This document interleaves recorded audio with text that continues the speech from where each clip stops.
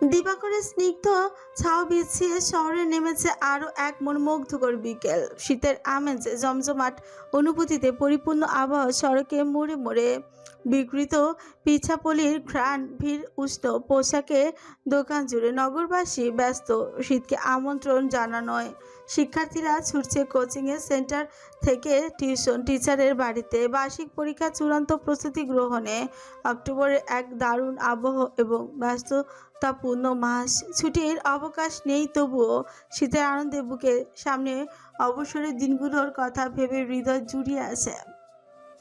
Cafe lo-fi জুড়ে cappuccino এবং স্পেসোর সুস্বাদু তীব্রতা, সুতীব্র ঘ্রাণ, যার সঙ্গে জুড়েছে শীত উপেক্ষা পরিবেশনকৃত পাটিসাপটা ভাপা পুলি বহর। এক হাতে হট চকলেট, অপর হাতে দুধ পুলির ট্রে নিয়ে তরতর করে অভিজ্ঞ ভঙ্গিতে হেঁটে চলছে রোজা। ওমেন্স জোনের ৩ নম্বর টেবিলে তা পরিবেশন করে মিষ্টি হেসে সে কাস্টমারদের উদ্দেশ্যেই জানালো, Enjoy your order, ma'am. Thank you. হেসে স্বাগতম জানালো বান্ধবীদের দল। পুনরায় এগিয়ে গেল রোজা। কিচেনের শেফের কাছ থেকে নতুন অর্ডার সংগ্রহ করে চলো অপর একটি টেবিলের দিকে। পঞ্চম টেবিলে বিল দেওয়ার পর অভিজাত রমণী তার উদ্দেশ্যে একটি 200 টাকার নোট এগিয়ে দিয়ে বলল, তোমার সার্ভিস আমাদের দারুণ লেগেছে। না না না ম্যাম, এর কোনো প্রয়োজন নেই। প্রথম কাউকে দেখলাম যে টিপকে না করছে। সমস্যা নেই ম্যাম, আপনারা খুশি হয়েছেন এই অনেক। আবারও আসবেন নিশ্চয়ই, আপনাদের স্বাগত জানানো হবে। You are very sweet. হাসলো রোজা। রমণীগণ টেবিল ছাড়তে সে সবকিছু সুন্দর করে গুছিয়ে আবারও চলল কিচেনে। ঠিক তখনই প্রতিমধ্যে মুখোমুখি হলো গোলাপি বর্ণের ওমেন্স স্যুট পরিহিত তরুণীর। তার উপস্থিতি এক ভিন্ন ধরনের আভিজাত্য প্রকাশ করে। রোজা থমকালো, হেসে মাথা হিলিয়ে বলল, ওয়েলকাম বস। নিজেকে খুব ভালো মানিয়ে নিয়েছিস দেখছি। বুকে 2 হাত ভাঁজ করে রোজার দিকে চেয়ে বলল ফারিয়া, চারুলতা বান্ধবী। অতঃপর আশেপাশে তাকালো, ক্যাফের চারিদিকে নজর বুলিয়ে এনে মৃদু হেসে দ্বিতীয় দফায় জানালো, একটা উপদেশ দেই, টিপকে কখনো না করো না। হালকা চোখ টিপে কৌতুক ভঙ্গিতে করে ফারিয়া রিসিপশনের দিকে এগোলো। রোজা কয়েক সেকেন্ড দাঁড়িয়ে আপন মনে হাসলো, তারপর এগিয়ে নিজের কাজগুলো সমাপ্ত করতে। ক্যাফে শিফট শেষ করতে করতে গোধূলি বেলা এলো।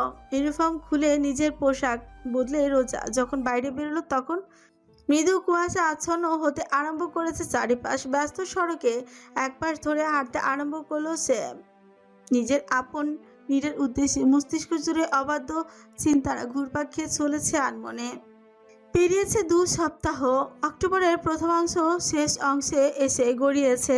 অদ্ভুত হলেও সত্যি, এই কয়েকদিনে রোজার জীবনে আমূল পরিবর্তন এসেছে। সে কিসে পরিবর্তন? ধারণা নেওয়া যাক। সর্বপ্রথম নিজেকে ওয়াদা করেছে রোজা অতীত কখনো ভুলবে না, কিন্তু সেই অতীতের বিষাদও গায়ে মাখবে না, বরং হাসবে, যতটা সম্ভব হাসবে, হাসি খুশি থাকবে, নিজের জন্য বাঁচবে, এগিয়ে যাবে, সব না পাওয়া পূরণ করবে, নিজের এই স্বাধীনতা উপভোগ করবে যতটা সম্ভব। রোজা কাঁদেনি, প্রত্যাখ্যান স্মরণও করেও নয়, বরং মার্বেল ভবনের স্মৃতিগুলো তার খুশির খোরাক, নস্টালজিক এক অনুভূতির কারণ। প্রথমে একটি গার্লস হোস্টেলের গণরুমে উঠেছিল সে কয়েকদিনের জন্য। পকেটে ছিল মোটে 1830 টাকা। কোনো মতেই সম্ভব ছিল না। 10,000 টাকা ধার নিয়েছিল নিহাদের থেকে, তা দিয়েই চলছে 3 দিন। 4 দিনের দিন চারুলতার বান্ধবী ফারিয়া ক্যাফেতে তার কাজ হয়ে যায়। বেতন 12,000 ধরা হয়েছে আপাতত। খুব বেশি নয়, তবুও রোজার জন্য মোটামুটি যথেষ্ট। হোস্টেল ছেড়ে একটি আলাদা বাসা নিয়েছে সে। বাড়িটি তার বাল্যকালের এক বন্ধুর, যে বর্তমানে সম্পূর্ণ পরিবারসহ আমেরিকায় সেটেলড। ঢাকার বাড়ি দেখাশোনার লোকের প্রয়োজন ছিল খানিক। দৈবিকভাবে রোজার সঙ্গে যোগাযোগ হয় তার। বাড়িটি দেখাশোনার বিনিময়ে রোজার মাথা গোঁজার মতন একটি 2 রুমের ছোট্ট বাসার ব্যবস্থা হয়েছে। ভাড়া যদিও প্রচুর, তবুও তার কাজের বিনিময়ে কমিয়ে ধরা হয়েছে যা বহন করা সম্ভব। বাড়িটির বিভিন্ন সময়ের কাজ, ভাড়াটিয়াদের ভাড়া নেওয়া, ইলেকট্রিসিটি, গ্যাস বিল ইত্যাদি ইত্যাদি তাকে দেখাশোনা করতে হয়। নতুন করে পড়াশোনা চালুর উদ্যোগও নিয়েছে রোজা। খুঁজে পেতে একটি প্রাইভেট ইউনিভার্সিটিতে বের করেছে, যেখানে 4 বছর পর্যন্ত স্টাডি গ্যাপ দিয়ে অনার্স ডিগ্রি অর্জন সম্ভব। রোজা গতকাল মাত্র দরখাস্ত জমা দিয়েছে। তার স্টাডি গ্যাপ পড়েছে 3 বছর দাদুর অসুস্থতা এবং পারিবারিক অক্ষমতার কারণ দর্শিয়ে করা আবেদন গৃহীত হলে আগামী বছরের জানুয়ারি থেকে সেমিস্টার শুরু হবে তার। এখন থেকেই পড়ালেখার খরচ বহনের জন্য তাই অর্থ জমানো শুরু করেছে। কতটুকু সম্ভব হবে জানে না, কিন্তু এতটুকু জানে সে সর্বোচ্চ চেষ্টা করবে, জীবনে কোনো আফসোস রাখবে না। যদি ভাগ্য নাও হয়, তার হৃদয় জানবে শেষ পর্যন্ত চেষ্টা অব্যাহত রেখেছিল সে। সকাল থেকে বিকাল পর্যন্ত ক্যাফে, বাসায় ফিরে নিচের তলায় ক্লাস 8-এ পড়ুয়া শিক্ষার্থীর টিউশন, রাতে ফাউন্টেন পেনের গল্প লেখা এবং এডিটের কাজ, সাথে হালকা পাতলা পড়াশোনা। এভাবেই কেটে যাচ্ছে রোজার জীবন। সত্যিকার অর্থে খুব একটা খারাপ নেই সে। নিজেকে ধীরে ধীরে গুছিয়ে এনেছে অনেকখানি, যা কিছুদিন আগেও তার কাছে ছিল অকল্পনীয়। অতিরিক্ত অর্থের প্রয়োজন ফুরানোর সঙ্গে সঙ্গে চাহিদা কমে এসেছে। ঘৃণ্য কাজ থেকে নিজেকে অবমুক্ত করে এগিয়ে যাওয়া সম্ভব হচ্ছে কম কি? ভালোই তো আছে সে এই একলা জীবনে। আজ স্টুডেন্টদের জ্বর উঠেছিল, তাই টিউশন আরেক দিন দেওয়ার সিদ্ধান্ত নিয়ে রোজা 2 তলায় নিজের বাসায় চলে এলো। বাড়িওয়ালা নিজেরা থাকার জন্য বিশাল স্থানে তৈরি করেছিল, যার 2/3 জুড়ে তাদের দেশে ক্রয়কৃত বিভিন্ন মালপত্রে বোঝায়। রোজার থাকার জন্য 2টো রুম, একটি কিচেন, বাথরুম এবং বিশেষ অনুরোধে বারান্দা ছেড়ে দেওয়া হয়েছে। তালা খুলে ভেতরে ঢুকে ব্যাগ রেখে প্লাস্টিকের চেয়ারে বসে পড়ল রোজা। কিছুক্ষণ বিশ্রাম নিল, চোখ বুজে, তারপর উঠল। বাথরুমে গোসল সেরে ঘরে পোশাক পরে এলো। প্রচণ্ড ক্ষুধা লেগেছে। চাইলে ক্যাফেতে কিছু খাওয়া যেত, কিন্তু বেশিরভাগই মিষ্টান্ন, ঝাল কিছু দরকার। সকালে রান্না করা ভাত রয়েছে, পেঁয়াজ মরিচ কেটে ভাজি করে নেওয়া যায়। যেই ভাবা সেই কাজ, লেগে পড়ল কাজে। ভাঙারি দোকান থেকে অতি কম দামে ক্রয় করা আধভাঙা কড়াই চুলায় চড়িয়ে তাতে তেল ছিটিয়ে মশলাপাতি ঢেলে নাড়তে নাড়তে ভাবনার ভুবনে হারিয়ে গেল রোজা। দৃষ্টিতে অতর্কিতে ভেসে উঠল পেন্ট হাউসের কিচেন কাউন্টার অ্যাপজন পরিহিত অবস্থা দাঁড়ানো তার হৃদয়ের আজ। দক্ষ হাতে চপিং বোর্ডের উপর কুচি কুচি করে নিচ্ছে সবজি, প্যানে তেল ছিটিয়ে তাতে একে একে সকল উপকরণ যুক্ত করছে। সুঘ্রাণের সম্পূর্ণ বায়ু এক লহমায় সুস্বাদু আবহে পরিপূর্ণ হয়েছে। চেয়ে আছে রোজা এক দৃষ্টে ওই শুভ্রতা কাজে ব্যস্ত, যেই ব্যস্ততার উপর হতে নজর ফেরানো তাই আনমনেই তুলেছে রোজার নিজের জীর্ণ ফোনখানা, নিঃশব্দে সংগ্রহ করে নিয়েছে একটি ছবি স্মৃতি হিসেবে। অতঃপর যতবার এই ফোন হাতে উঠেছে ততবারই অবলোকন করেছে লক স্ক্রিনে ওয়ালপেপারে দাদু এবং অ্যাপসে ভাসমান ওয়ালপেপারে স্থান করে নিয়েছে আসমান। তার জীবনের সবচেয়ে গুরুত্বপূর্ণ 2জন মানুষ, সবচেয়ে ভালোবাসার 2 অস্তিত্ব। পোড়া পোড়া গন্ধে চিন্তার জগতে ছেদ পড়ল। পেঁয়াজ কালচে হয়ে এসেছে। নিজের মাথা চাপড়ে রোজা আজ কমিয়ে দ্রুত ভাতটুকু ঢেলে দিয়ে নেড়ে চেড়ে নিল। ঠোঁটে ফুটল এক অনবদ্য হাসির ধারা। সেদিন আসমানের রুমের বারান্দায় অন্তিম সাক্ষাৎ হয়েছিল তাদের। এরপর সাক্ষাৎ তো দূরে থাক, সামান্যতম কথা কিংবা মেসেজের বিনিময় পর্যন্ত হয়নি। আসমানের নম্বর নেই তার কাছে, থাকলেও কখনো কি যোগাযোগের চেষ্টা করতো? হয়তো। এই অন্তর যে বড়ই বেহায়া। নিহাত এবং চারুলতা অবশ্য কয়েকবার তার সঙ্গে যোগাযোগ করেছে এবং বেলাল রেহমানের একটি মাত্র মেসেজ এসেছিল তার ইনবক্সে। এমনটা না করলেও পারতে মামনি, আমাকে একটিবার বললে কি খুব ক্ষতি হয়ে যেত? এইটুকুই, যদিও নাম ছিল না তবুও বুঝতে বেগ পেতে হয়নি। রিপ্লাই করার দুঃসাহস হয়নি রোজার। অবাধ্য দীর্ঘশ্বাস নির্গত হয়েছিল বক্ষ হতে। তৈরি প্লাস্টিকের টেবিলে বসে বাটিতে করে তার নিজে পরিবেশন করলো রোজা। চেয়ার টেনে বসলো, কিন্তু গ্লাস তুলতে মুখে পারল না। হুট করেই কান্নারা ধমকে উঠল। একাকী সে, কেউ নেই তার সঙ্গে। এখানে যদি সে মৃত্যুবরণ করে অতর্কিতে, দীর্ঘ সময় পেরিয়ে যাওয়ার আগে কেউ টের পাবে না। আগামীকাল সন্ধ্যায় টিউশন না গেলে হয়তো স্টুডেন্ট খোঁজ নিতে আসবে, তখন আবিষ্কার করবে তার অবস্থা। এই পৃথিবীর বুকে সে সম্পূর্ণ একা। কেউ নেই, একলা পথের পথিক সে, অজানা কারণ যার গন্তব্য। দ্রুত অশ্রু মুছে নিয়ে দীর্ঘ প্রশ্বাস গ্রহণ করলো রোজা। মাথা ঝাঁকালো সিলিংয়ের দিকে, তাকে মুষ্টিবদ্ধ করলো হাত। রোজা, নিজেকে শক্ত কর। তুই না নিজেকে কথা দিয়েছিস আর কখনো কাঁদবি না, তুই হাসবি, খুশি থাকবি। তুই মুক্ত, স্বাধীন, বিহঙ্গ। তোর স্বপ্ন শখ তোর আয়ত্তে, পূরণ করবি সব একে একে। বিন্দু বিন্দু থেকে সৃষ্টি হবে সিন্ধুর। এই মুক্তি বিরহের নয়, আনন্দের। এবং তোর হৃদয় রাজের প্রত্যাখ্যান, বিচ্ছেদ নয়, নতুন সূচনার অধ্যায়। মাথা চেপে ধরে নিজেকে স্থির করে খাবারে মনোযোগ দিল সে। ইউটিউবে ডোরেমন দেখতে দেখতে অর্ধেক সমাপ্ত হয়েছে। এমন সময় অজানা এক নাম্বারের উদ্ভাসিত হলো ফাটা স্ক্রিন।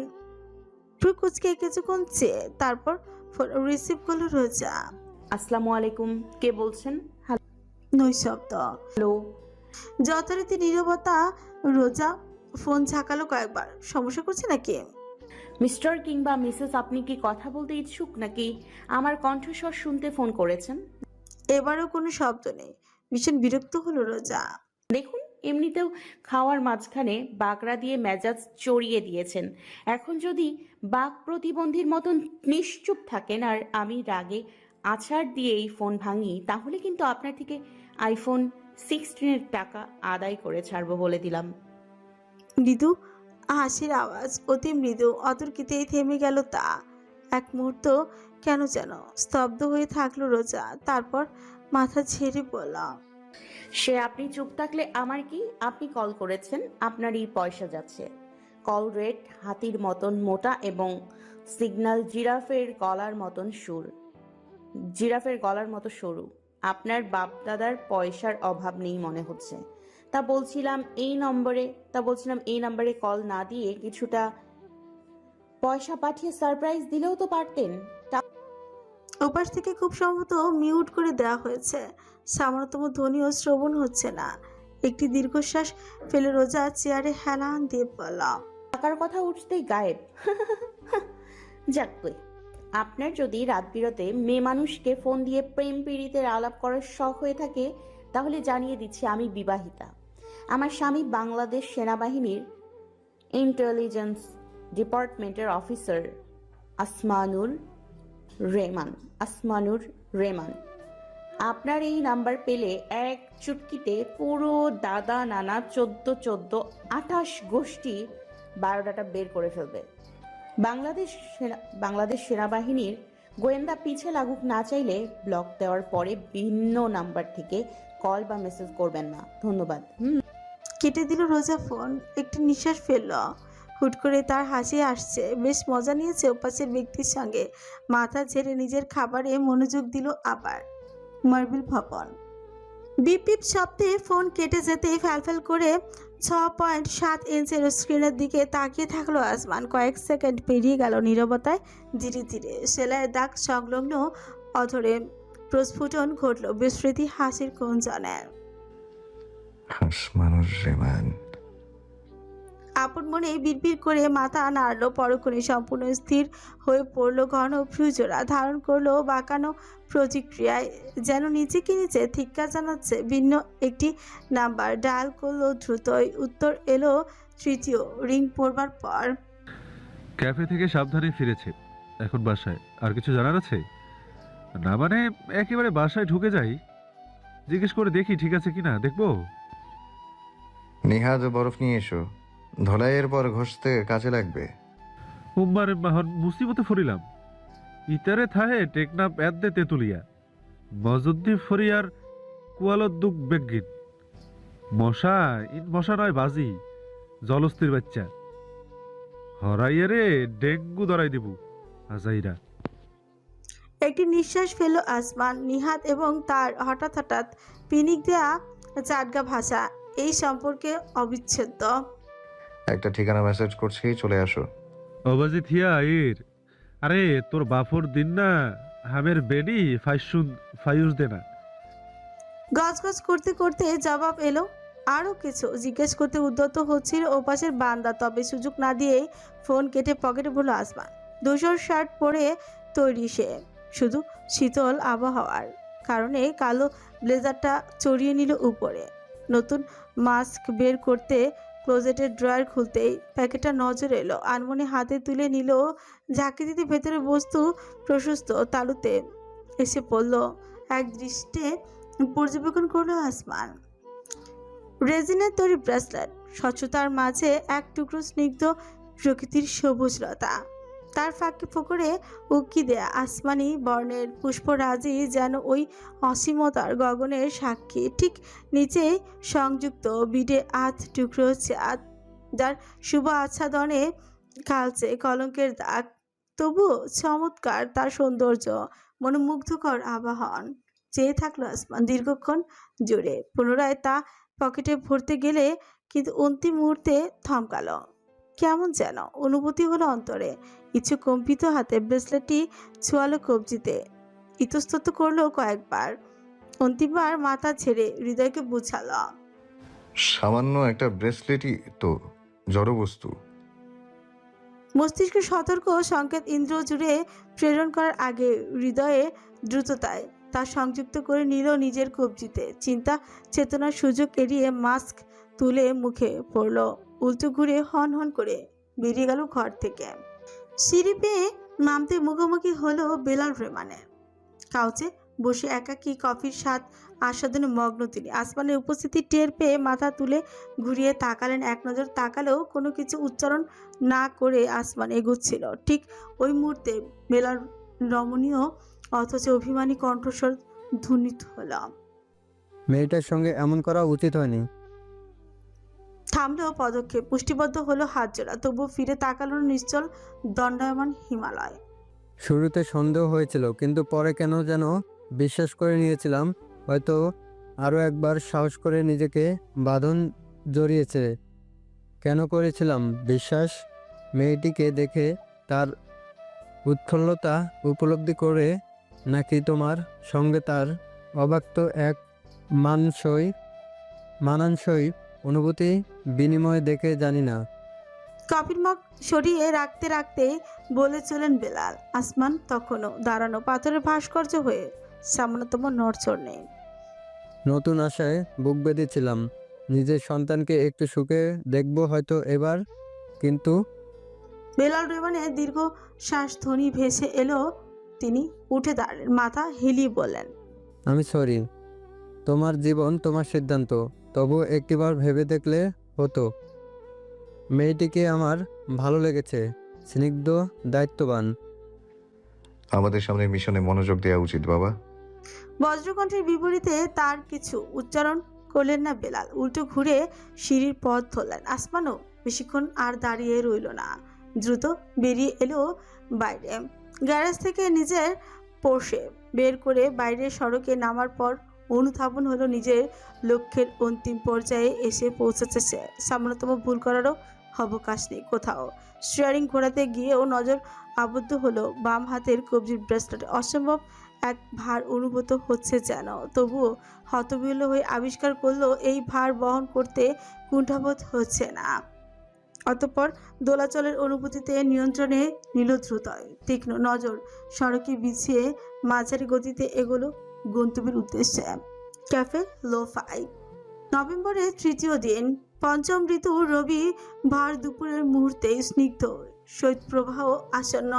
অতর্কিতে জেকে বসা হিম প্রবাহে উষ্ণ জলবায়ুতে অভ্যস্ত নগরবাসীদেরকেই হারানোর জোগাড়। উচ্চবিত্ত কিংবা মধ্যবিত্ত মানুষগুলো তাও আয়েসে কিংবা পর্যাপ্ত আয়োজনের শান্তিতে রয়েছে, কিন্তু নিম্নবিত্ত বনবাসী মানুষগুলো রাত্রি পার হয় পাতলা ছেঁড়া চাদরের অন্তরালে ঘেঁষাঘেঁষি করে, ঘুমিয়ে থরথর করে কেঁপে।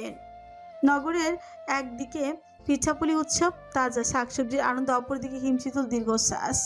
লাঞ্চ ব্রেক 45 মিনিটের। ক্যাফের কর্মচারীদের কয়েকটি দলে বিভক্ত করে বিরতির সময় আলাদা করে দেওয়া হয়েছে। এক দল বিশ্রামের সময় অন্য দল কার্যক্রম সামলায়। দারুণ কার্যকরী এক ব্যবস্থা। দুপুরের দিকে সাধারণত অভিজাত ক্যাফেতে খুব একটা ভিড় থাকে না। নেহাতি প্রাইভেট বিশ্ববিদ্যালয়গামী শিক্ষার্থীদের বন্ধুদল ব্যতীত মূল ক্যাফেতে তাদের কলরব ভাসছে। পাশের কর্মচারীদের রুমে তেমন ব্যবস্থা নেই। মাঝখানের দিকে একটি টেবিল বসে দ্রুত খাবার গিলছে রোজা। টিফিন বক্স আজ বাসা থেকে তৈরি করে এনেছে। কাজের ফাঁকে ভারী খাবার খেতে ইচ্ছে হয় না, তাই পাউরুটি, জ্যাম আর আলুর পুরের ঝালপুলি এনেছে।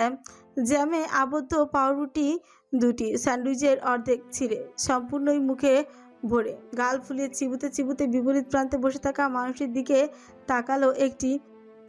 একটি মিন্ট লেমনেডে পাইপ ডুবিয়ে চেয়ে আছে তার দিকে। পাইপের প্রান্ত ছোচে সংযুক্ত। রোজার দিকে চেয়ে নিহাদের অধরে হাসি ফুটল।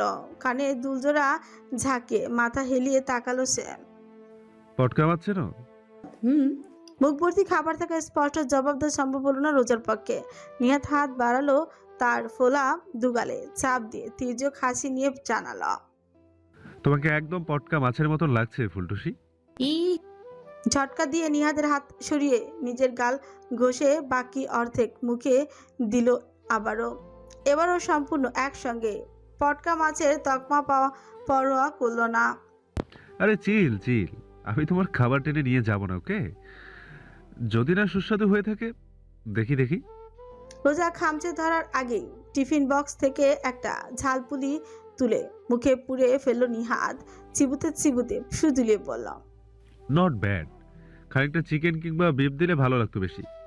হ্যাঁ, মুরগি 190 আর গরু 800 টাকা কেজি। তোমার মতন রাজযোগী তো আমি।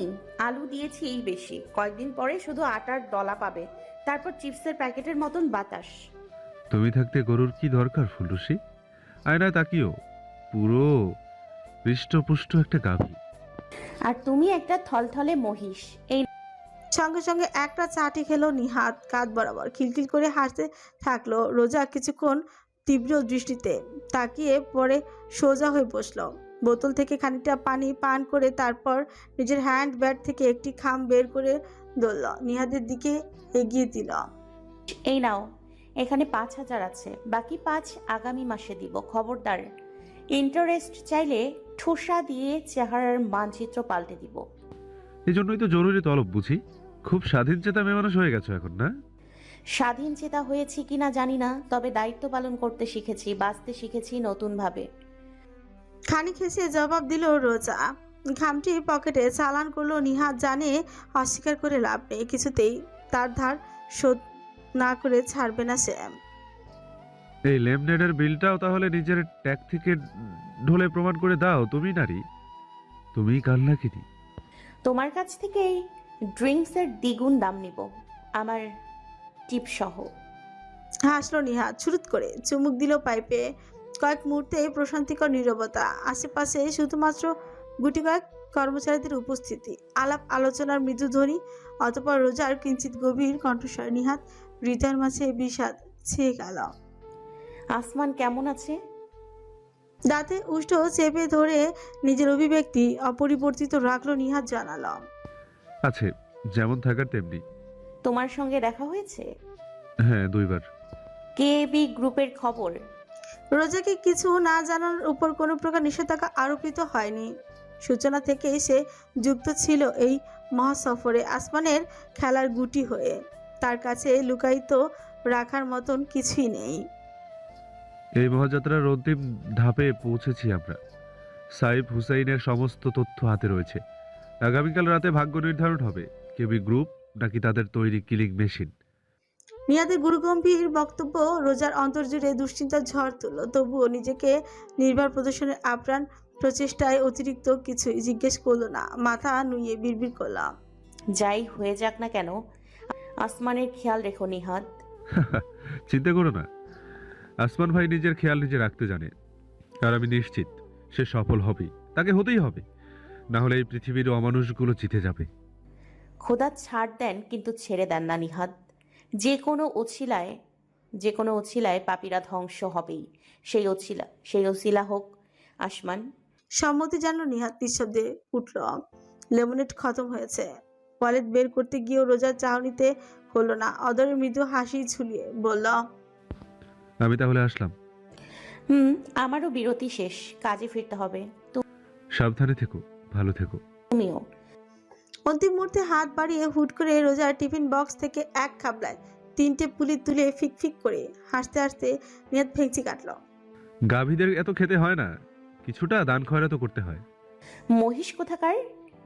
এটা দান খয়রাত হলো নাকি ছিনতাই? জবাব না দিয়ে চোখ টিপে নিহাত একটি পুলি মুখে ডুবিয়ে ঢুকে চিবুতে চিবুতে ক্যাফের বাইরে চলল। রোজা তার চলার পথে চেয়ে থেকে মৃদু হাসলো। পরক্ষণেই তার বুক চিরে নির্গত হলো দীর্ঘশ্বাস। আজকালের মধ্যেই হয়তো কিছু ঘটতে চলেছে। যদি নিহাতের কথা সত্যি হয়ে থাকে, তার মনটা কেমন কুড়াচ্ছে। ইচ্ছে হচ্ছে সব কিছু ভুলে ছুটি গিয়ে একটিবার ওই মেশিনকে হানিমুন করতে, তাকে জানাতে যে যাই হয়ে যাক না কেন রোজা তার পাশে থাকবে সবসময়। কিন্তু মানুষ কি আর চাইলে নিজের ইচ্ছে সকল কিছু পূরণ করতে পারে? রোজাও পারল না। জোরপূর্বক অবাধ্য অন্তরকে শান্ত না জানিয়ে টিফিন বক্সটা গুছিয়ে উঠল। কাজে লাগা প্রয়োজন। ক্যাফের বাইরে বেরিয়ে সড়কের ধার বেয়ে কিছুক্ষণ হাঁটলো নিহাত। তৃতীয় মোড় নিতেই মূল সড়কের পাশে অপেক্ষারত বিএমডব্লিউটি নজরে পড়ল। এগিয়ে গিয়ে প্যাসেঞ্জার সিটের দরজা খুলে চেপে বসলো। তখনও চিবুচ্ছে পুলি। ড্রাইভিং সিটের মাস্ক পরিহিত নির্বিকার অস্তিত্ব তার পানে একবার চাইলো। তারপর ইগনিশনে চাবি ঠুকে মোচড় দিয়ে গ্যাস পেডাল চেপে ধরলো। ইঞ্জিনে মৃদু গুঞ্জন তুলে গাড়ি এগুলো ব্যস্ত সড়ক বেয়ে ক্যাফে লোফাইয়ের সামনে দিয়ে বেরিয়ে গেল। জানালা দিয়ে কাচের দেয়ালে ঘেরা স্থাপনার অভ্যন্তরে কার্যক্রম স্পষ্ট লক্ষণীয়। রোজাকে চোখে পড়ল রিসিপশনের কাছে কারোর সঙ্গে কথা বলছে হয়তো। নিহাত তাকালো। ড্রাইভারের ভ্রুক্ষেপ নেই, সে নজর বিছিয়ে রেখেছে সম্মুখে। মিনিট খানেক পর প্রশ্ন এলো। এই লড়াই তোমার নয়, তবুও কেন সাহায্য করছো আমাকে? স্তব্ধ হয়ে গেল নিহাত। হাতে ঝালপুরির দিকে চেয়ে থাকলো এক দৃষ্টে। এখনো সময় আছে, ভেবে দেখো। দূরে চলে যাও, নিজের মতন জীবন সাজাও। কথা দিচ্ছি, আমি বেঁচে থাকতে তুমি অবধি কেউ পৌঁছাতে পারবে না। অধর কুঞ্চিত হলো পরিতৃপ্তির এক হাসিতে। এই অঙ্গীকার প্রদান করে প্রমাণ করে দিলে আমি কেন তোমায় সাহায্য করছি আসলাম ভাই? নিঃশব্দ রইল আসমান, নির্বিকার দৃষ্টি তখনও মনোযোগী। ড্রাইভিংয়ে মাথা নাড়ল নিহাত। হ্যাঁ, আমি তোমাকে ঠিক সাহায্য করছি না, নিজের লড়াই লড়ছি। এই প্রতিশোধ শুধু তোমার নয়, আমারও। এক পলক বিহল দৃষ্টিতে দৃষ্টিপাত হলো প্যাসেঞ্জার সিটে। পেছনে কিঞ্চিত হেলান দিয়ে মাথা হেলিয়ে নিহাদের অসম্ভব আবেগপূর্ণ কণ্ঠস্বর ধ্বনিত হলো। ভেবেছিলাম তোমাকে বুঝি সত্যি হারিয়ে ফেলেছি।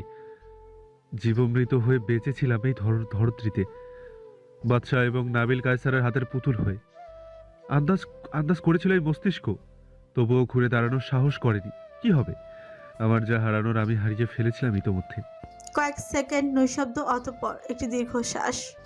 সেদিন রোয়াকে ধরতে গিয়ে যখন তোমাকে দেখেছিলাম, আমি বোঝাতে পারবো না অন্তরে কেমন অনুভূতি হয়েছিল। মেনে নিয়েছিলাম পরাজয়, তবুও কোথাও যেন এক টুকরো আশা ছিল। তুমি আসবে, ফিরে আসবে নতুন উদ্যমে। আমার সেই আশা সত্যি প্রমাণিত হয়েছিল। হয়তো শান্ত দেখিয়েছিল আমাকে, কিন্তু ভেতরে ভেতরে ভেঙে পড়েছিলাম সম্পূর্ণ। খুব অভিমান হয়েছিল তোমার উপর। প্রায় 3টি বছরে একটি বারও যোগাযোগ করনি বলে ভেবেছিলাম আমি বুঝি পর হয়েছিলাম তোমার। মৃদু হাসির শব্দ। তাকালো নিহাত ড্রাইভিং সিটে বসা আসমানের দিকে।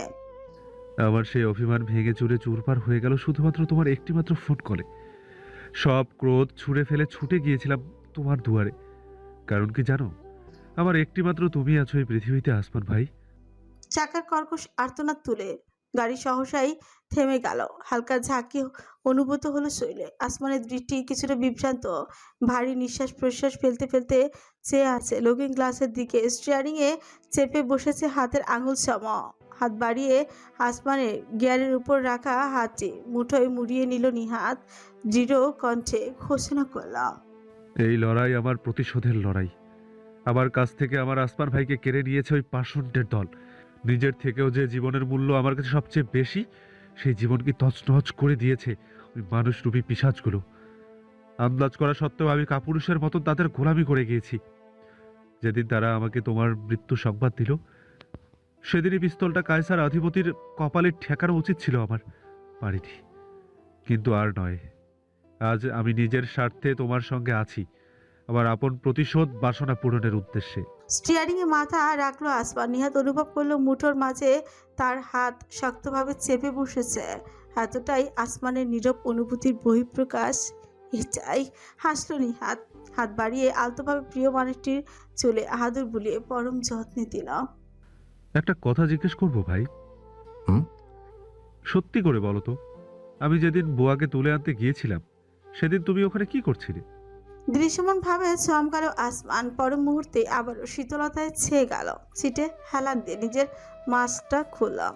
কেমন হাসপাস লাগছে। অদূরের দৃষ্টি ফেলে কিছুক্ষণ সময় নিয়ে পিপির করলাম। খবর পেয়েছিলাম কেবি গ্রুপ মেয়েটাকে খুঁজছে। চাইনি আমার কারণে আরো কারো জীবন হুমকির মুখে পড়ুক। আমাকে দেখে চলে আসছিলে? আমাকে আটকে রেখেছে এই খবর কিভাবে পেয়েছিলে? আসাদউদ্দিন। নামটি উচ্চারণ করলো আসমান। সবটা বুঝে মাথা দোলালো নিহাত। তারপর একটি নিঃশ্বাস ফেলে আপন মনে বিড়বিড় করলো খানিকটা অপ্রাসঙ্গিক ভাবে। রুয়া তোমাকে পছন্দ করে। দীর্ঘ নীরবতা। পরক্ষণে ইঞ্জিনের গর্জন তুলো পুনরায়। সড়কে নেমে এলো গাড়ি পুনরায়। নিহাত ভেবেছিল এই প্রসঙ্গে কোনো উত্তর আসবে না, কিন্তু এলো অতর্কিতেই। এই জীবনে পুনরায় কাউকে জড়িয়ে তাকে ধ্বংস করার কোনো অর্থ হয় না। অবশিষ্ট একটি মাত্র ঝালপুলিতে কামড় দিয়ে শুনল নিহাত। হাসির ফোয়ারা ফুটিয়ে বলল, তাই বুঝি আড়াল থেকে দেখে রাখো? রাখবো, কেবি গ্রুপের পতন পর্যন্ত। কথা দিয়েছিলাম, উপেক্ষা করতে পারি না। মাথা নেড়ে প্রসঙ্গ বাদ দিল নিহাত। অর্ধেকখানি পুলি আসমানের দিকে বাড়িয়ে দিয়ে জিজ্ঞেস করল, খাবে? খানিক অবিশ্বাস্য ভাবেই নীরবে ঝুঁকলো আসমান। তার মুখে পুলি পুড়ে দিল নিহাত। পুনরায় সামনে ফিরল, মনোযোগে দিল সড়কে। মজা না? হুম। তোমার হাতের ব্রেসলেটটা সুন্দর। এবার আর কোনো প্রকার জবাব এলো না। নিহাদও জিজ্ঞেস কিছু করলো না, জানলা দিয়ে বাইরে মুখ বাড়িয়ে। নভেম্বরের চতুর্থ দিনে সন্ধ্যা। লিফট থেকে বেরিয়ে গ্রাউন্ড ফ্লোরে এলো চারুলতা। কিছুক্ষণ আগেই তাকে ফোন দিয়ে জানানো হয়েছে কারা যেন তার সঙ্গে দেখা করতে চায়। ভবনের সামনে অপেক্ষারত একটি সাদা বর্ণের ঝকঝকে গাড়ি। ধীর পায়ে হেঁটে এগুলো সে। গাড়ির সামনে দাঁড়ানো এক যুবক এবং এক মধ্যবয়স্ক লোক। পরিধানে ভেস্ট, যাতে গোটা গোটা অক্ষরে লিখিত ডিবি। মিস আফসানা রহমান চারুলতা। জি। যুবক চারুলতার মুখোমুখি হলো, মাথার ক্যাপ ঝুঁকিয়ে স্থির কণ্ঠে জানালো, আপনার এক্ষুনি আমাদের সঙ্গে যেতে হবে। কি উপলক্ষে? ডিবি কার্যালয়ে আপনার বিয়ের অনুষ্ঠান আয়োজিত হয়েছে বুঝি? বিব্রত হলো যুবক। এগুলো মধ্যবয়স্ক লোক। দেখুন মিস, আমরা গোপন সংবাদের ভিত্তিতে। ওয়ারেন্ট কোথায়? গাড়িতে উঠুন, দেখাচ্ছি। তেজক হাসুক চারুলতা।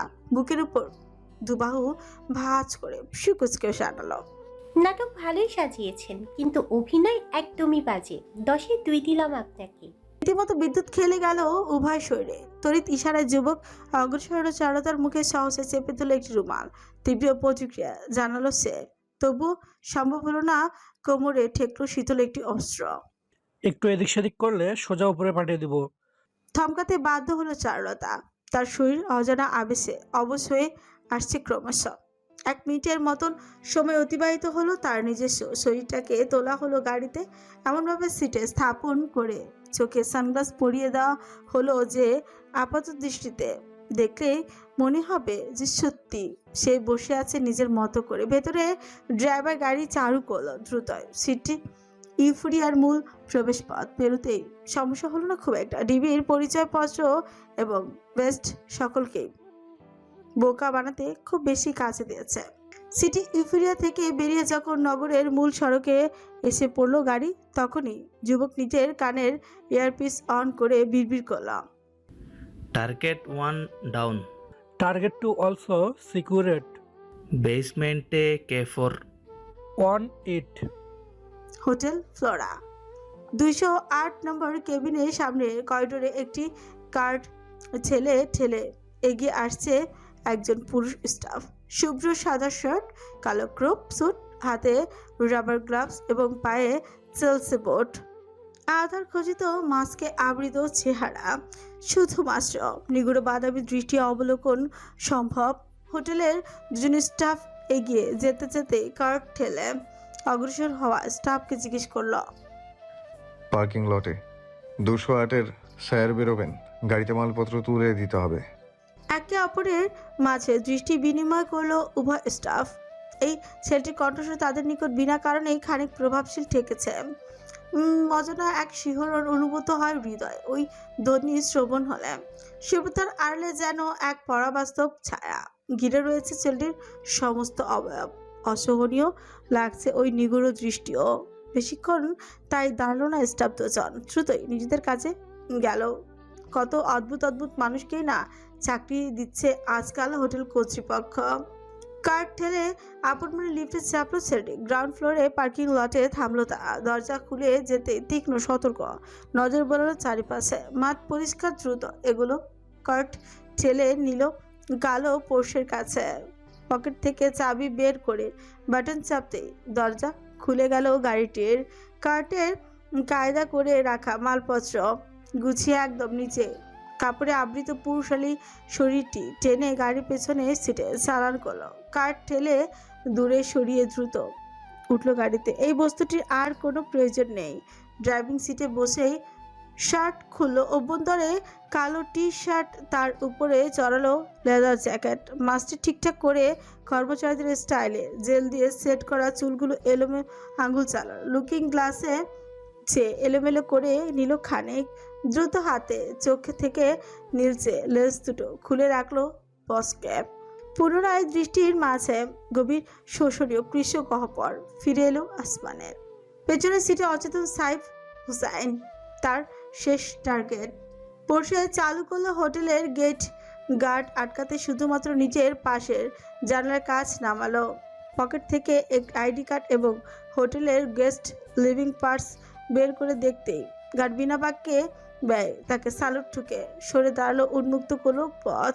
সময় ব্যয় ব্যতীত সড়কে নামলো আসমানের গাড়ি। প্রথম কয়েক মিনিট চলল বেশ সাবধানে। পরবর্তীতে মহাসড়কে এসেই পড়তেই পোর্শের রেসিং মডেলের গতির সঙ্গে পাল্লা দিতে সক্ষম হল না দ্রুত গতির কোনো যানবাহন। দুর্বার দুর্বোধ্য হয়ে ছুটে চললো একের পর এক গাড়ি ওভারটেক করে গন্তব্য শহরের এক প্রান্ত সংলগ্ন পরিত্যক্ত কারখানা। 1 ঘন্টার মতন সময় প্রয়োজন হলো। নির্জন প্রান্তরে থামালো আসমানের পোর্শে। গাড়ির দরজা খুলে সে বেরোলো। হাতে জড়িয়ে নিল ফিঙ্গারলেস গ্লাভস, যার প্রান্তে সংযুক্ত ধারালো নাকলস। পোর্শের পেছনে এগুলো বের করলো সাইফের অচেতন শরীরটাকে।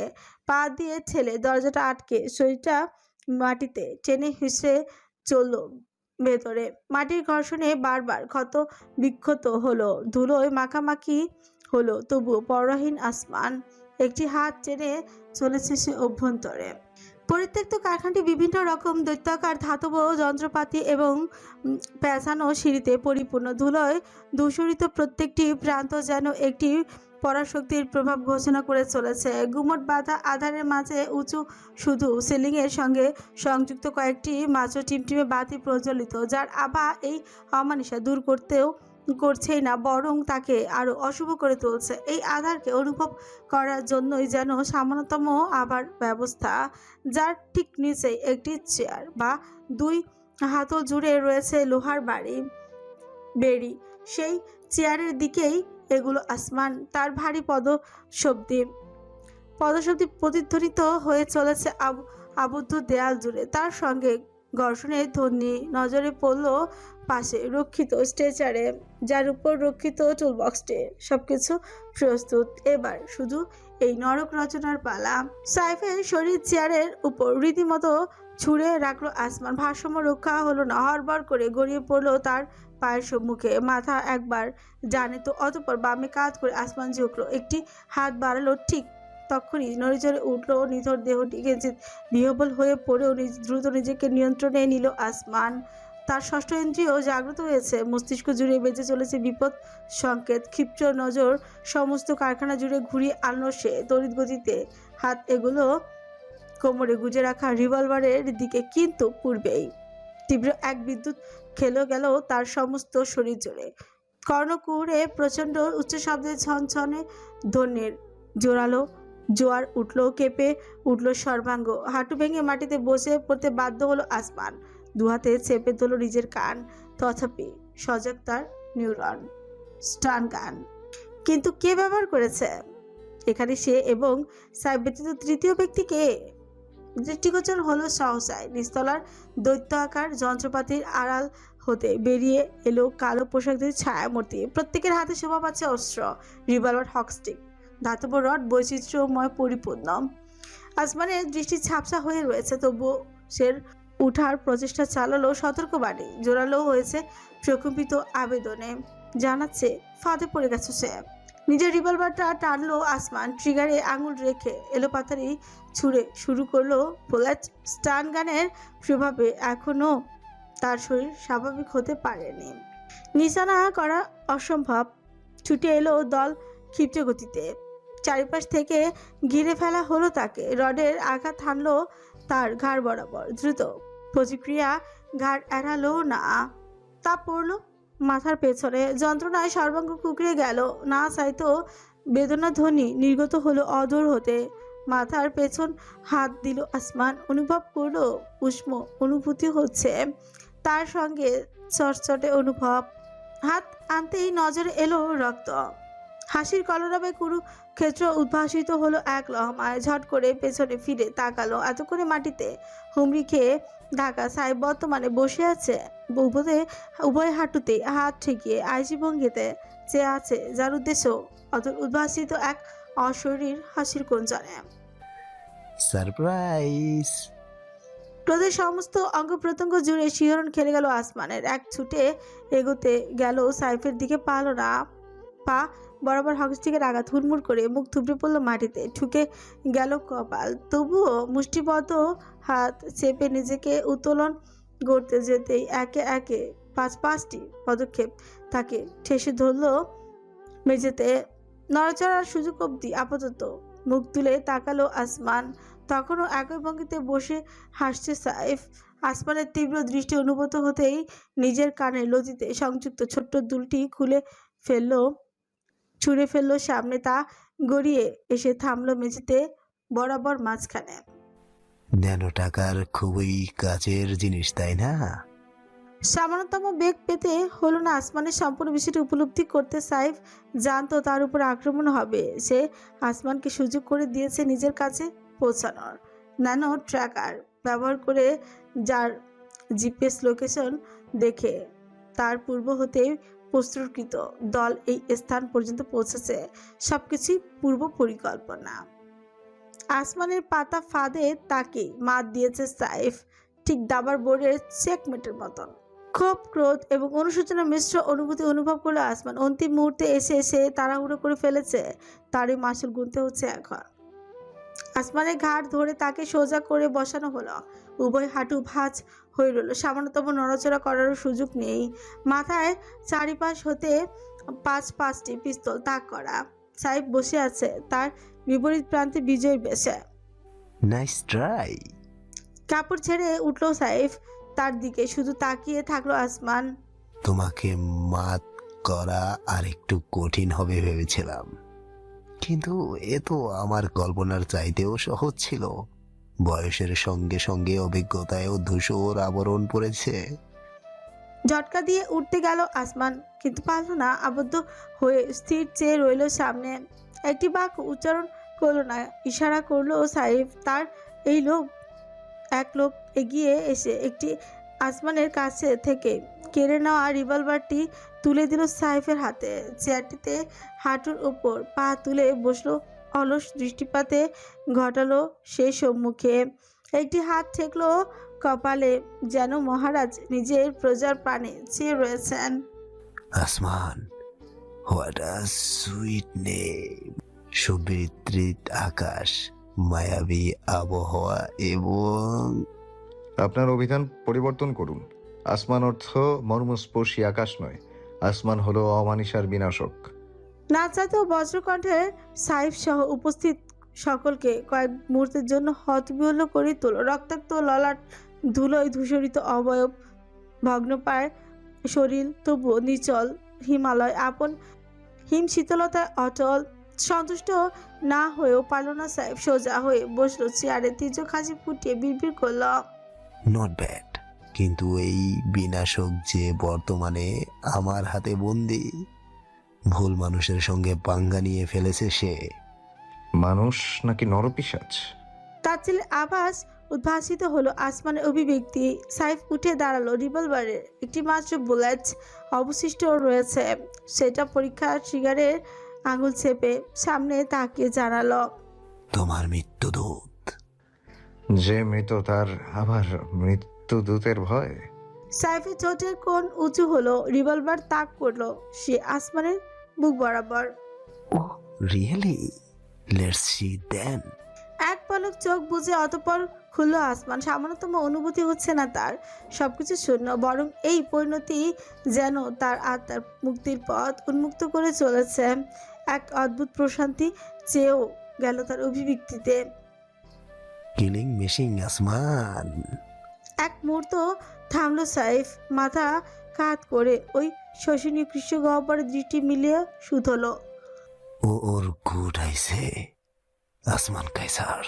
থাপ, অত্যন্ত মৃদু একটি শব্দ হলো সাইলেন্সারে। অদৃশ্যমান আলোকে গতিতে ছুটে এলো বুলেট, বিদ্ধ হলো বক্ষ বরাবর। একটি ঝটকা খেলেও সমস্ত দেহ কৃষক গহ্বরে ফুটলো পরাশক্তি, প্রসারিত নয় জোরে প্রজ্বলিত অগ্নিশিখা খচিত বিস্তৃত হলো সাইফের অধ পরিতৃপ্তির হাসিতে। অপরদিকে উপস্থিত হলো সকলকে ছে গেল শুভ্রতার আবহ, নুয়ে এলো শরীর প্রকম্পন তুলে। আরো একটি বুলেট বিঁধল একেবারে হৃদযন্ত্রের বুকের বাঁ পাশে।